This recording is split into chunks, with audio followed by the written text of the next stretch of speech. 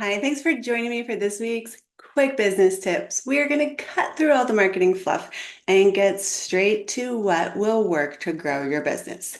I'm Jennifer Swineford, and today we are talking about how to make your marketing message whisper and in turn make your sales soar.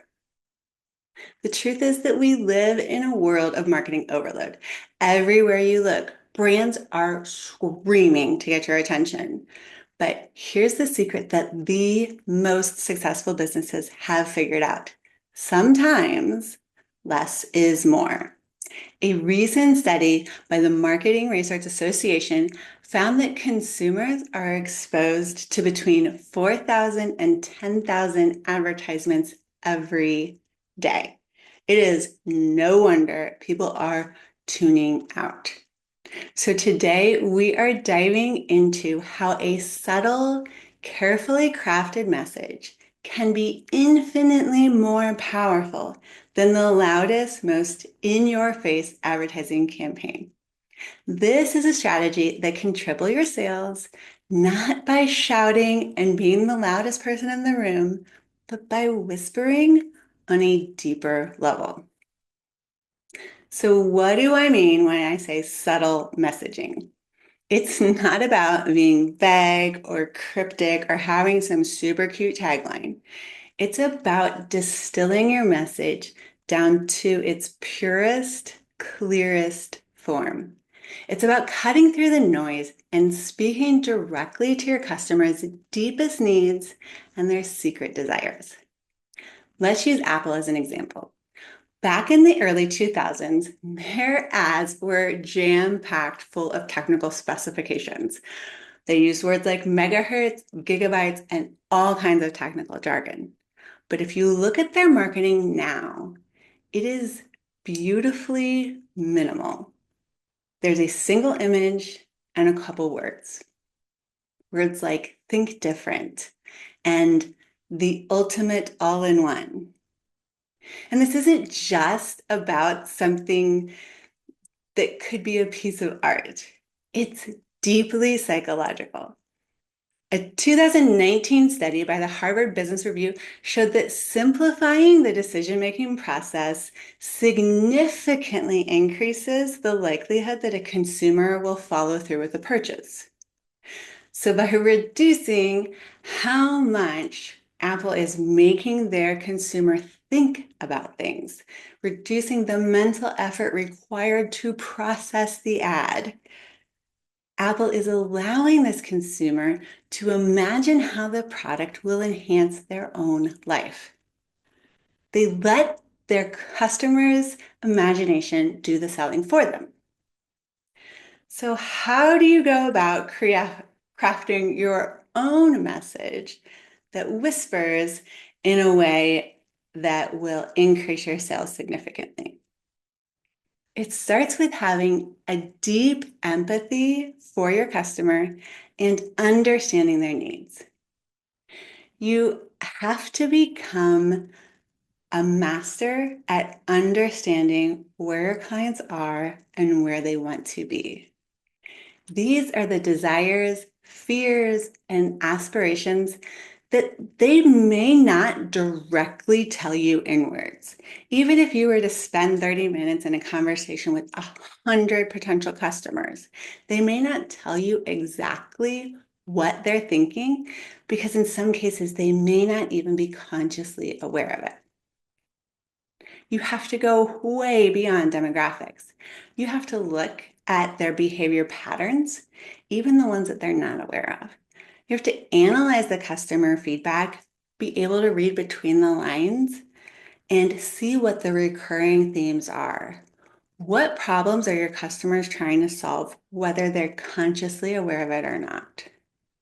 If we take a look at the plant-based meat industry, the most successful brands aren't just selling to vegetarians. It's a very small market.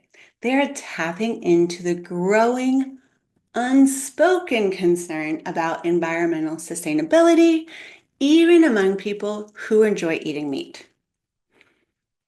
There are 30 There are 73% of global consumers that said they would probably change their consumption habits to reduce their impact on the environment.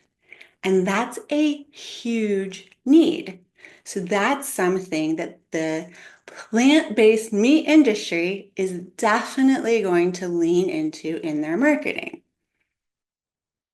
You can set up feedback loops and social listening tools to create more in-depth understanding on an ongoing basis so that you understand where your audience is and where they want to be moving forward.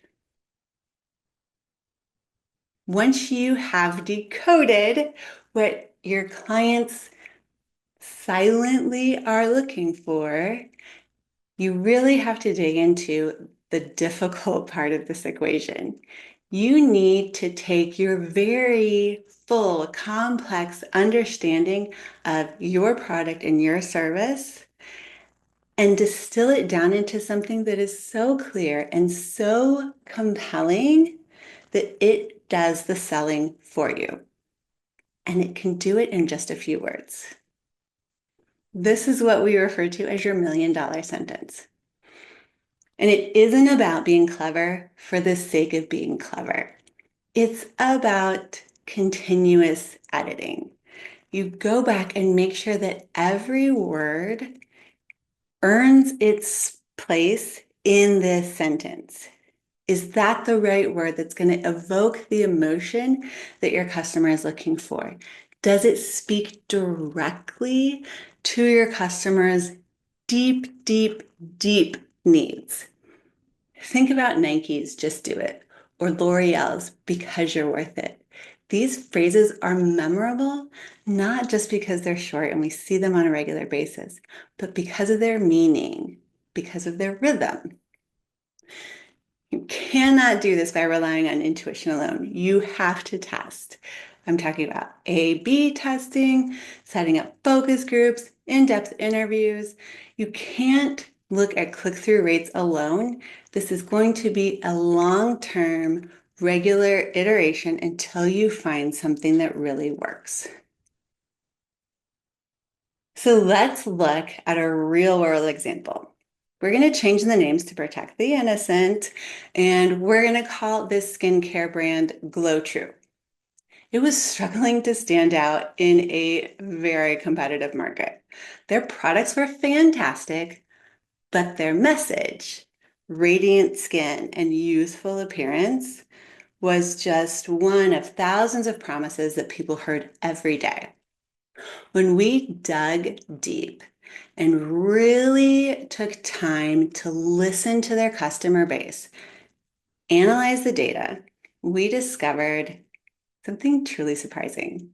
Their most loyal customers weren't trying to look younger. They wanted to feel confident while actually still having a natural appearance to their skin. So we changed their core message. Your skin, but better.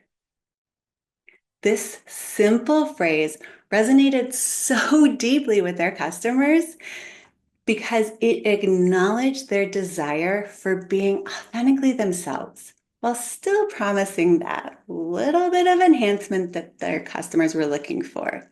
It was aspirational without the intimidation of use our products and look like a supermodel. And it spoke directly to their customers' silent need that we wouldn't have even known about had we not done interviews and surveys with their most loyal customers. Within 6 months, their online sales tripled, and their acquisition cost dropped by 40%. Customer retention improved by 35%, and they didn't change anything about their products. They didn't even increase their ad spend. They simply refined their message and hit on a chord that resonated with their customers. The power of subtle messaging isn't just about clarity. It's about tapping into that deep psychological trigger. Here are some triggers that might resonate with your customers. Scarcity. So words like limited edition, exclusive access, VIP, that creates a sense of urgency. Now, we cannot use this as fake urgency. If you say this is only going to be available for a limited time, and then I see this same ad 6 months down the road, you have lost all the trust that you might have built with me. So you have to be honest about it. But if you can create scarcity, that is one of the psychological triggers that will get people to purchase. Social proof. Phrases like join thousands of satisfied customers or listen to what some of our customers have to say, and then leverage real customer testimonials that are written well can certainly increase sales. We see it all of the time.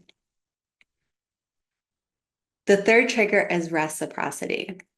If you offer free trials, valuable free content, or unexpected bonuses, people get this innate feeling of obligation that they want to give you something nice back in return. And in most cases, the only thing they're able to give you as a business is their money. So they're going to purchase from you, or they're going to increase the purchase that they were going to make in the first place. The last trigger that can increase your sales is loss aversion. This is psychologically proven that people are far more motivated to avoid a loss than to acquire something more. So instead of save $10, you say, stop spending hundreds of dollars that you don't need to spend on your skincare, right? A study by, I can't even pronounce this name. I'm sorry. I cite the thing. I cannot pronounce these names. It was published in Econometria in 1979. It is the foundational research on loss aversion, and people have proven it over and over and over again. It's even something that I teach my clients when they're creating their lead magnets. Instead of 5 ways to save money on your kitchen remodel, we say 5 ways to make sure that you don't lose thousands of dollars on your kitchen remodel, right? Or 5 ways to make sure you don't overspend on your kitchen remodel. If you ask, so this is a study that I've seen multiple times in multiple different ways, but if you ask people, would you rather save $5 or win $5? So they will often choose, they would just rather play it safe and save the $5. Even if you increase this to, do you want to save $5 or do you want to take the chance to win an extra $10? They will still pick the safe route. Everybody is programmed to be loss averse. And this is where I really want to make it clear. It is crucial to use these 4 triggers very ethically. Customers are far more savvy than they are given credit for, and they can spot manipulation a mile away. So you do not want to lose any trust that you might have built or might be able to build with your customer base by using any of these in a way that is not 1000% true. But you can't just craft an amazing message and assume it will work. You have to test it. A/B testing is a really great place to start. But if you want to take it a step further, go in and test multi-variations of some of the messaging and analyze how different elements interact with each other. You can also do what we call qualitative testing, which is focus groups and in-depth interviews to not only understand what works, so it's not just data that you're receiving back, but when you're able to really talk to people, you can understand the why behind the decision that they're choosing, which messaging is resonating with them and why. And that can fuel a new round of iterations. And the reality is that you can't just test on one platform. You have to test digital, print, and if you are in stores, you have to test the in-store displays. Testing is a constant ongoing process, and it's something that you will just keep doing over time because the reality is your customers are going to be constantly changing. The market is changing. Right now, trust is really low for everybody. So a lot of your messaging might lean into you being a trustworthy, ethical, moral kind of company. And in 5 years, that might not be the most important thing for your customers, and you might have to tweak it again. It wouldn't be unheard of. But the reality is that the marketing noise is never going to go away. It is just going to get louder and louder, and consumers are going to continue to be bombarded with thousands of messages every day. So you have to break through the noise, and sometimes the best way is to stop shouting and to start whispering instead. And it's not just about selling more of your products or services.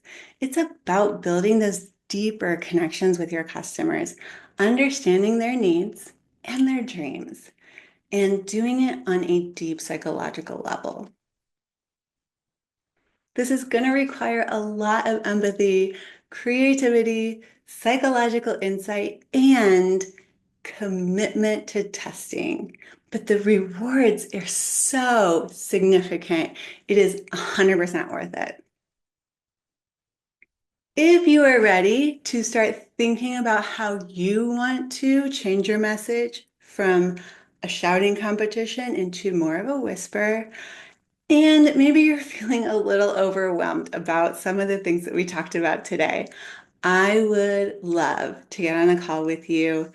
Not a sales call. I just want to kind of talk to you about where you are, where your message is, how you are testing it, and who you're trying to connect with, and see if I can help guide you down a better path. Or tell you that you are right where you need to be and to keep going. If you would please take a minute to subscribe to Quick Business Tips. And if you found this episode valuable, please leave us a review and share with others like yourself. Until next week, I'm Jennifer Swineford with Limitless Impact Agency.